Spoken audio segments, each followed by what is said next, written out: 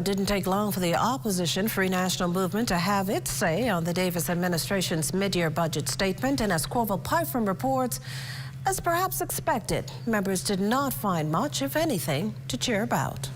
Besides the Prime Minister's announcement on a reduction of VAT on unprepared food items, which even though they welcome, still feel doesn't go far enough, opposition members found very little to be hopeful about in this mid-year budget statement. Leader Michael Pintard says it was filled with smoke and mirrors meant to cover what he calls the government's failures.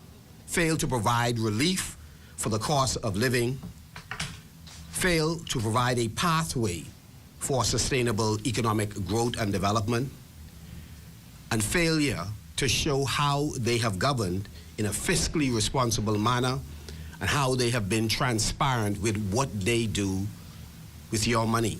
Despite record revenues and repeated boasting of record visitor arrivals, this government, the opposition argues, still finds itself in a fiscal hole with no clear plan for how it plans to get out. Pointing to what he calls this administration's out-of-control spending, Mr. Pintard says it's time for the government to come clean about why recurring expenditures ballooned to nearly $200 million. What was the reason and justification for a $192 million increase in the recurrent expenses? Was this spike in spending to finance more than $300 million in no-bid contracts the Davis administration has reported over the last 12 months? We are concerned, and there is no explanation for why they continue to carry out this practice without justifying why they are doing it. The Davis administration's mid-year budget statement leaving no doubt with the opposition that Bahamians will continue to struggle economically for a while still, even going as far as to caution things could even get a lot worse.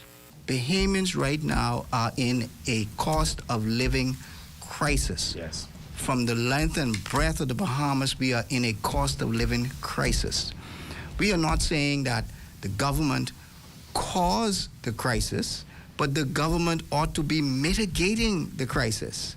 The opposition party says it went into this morning's session with hopes that it would get answers to a lot of concerns of how the country would be dug out of this fiscal hole. Instead, it says Mr. Davis's statement this morning left them with more questions than answers. For the Bahamas Tonight, I'm Corval Pyfrom.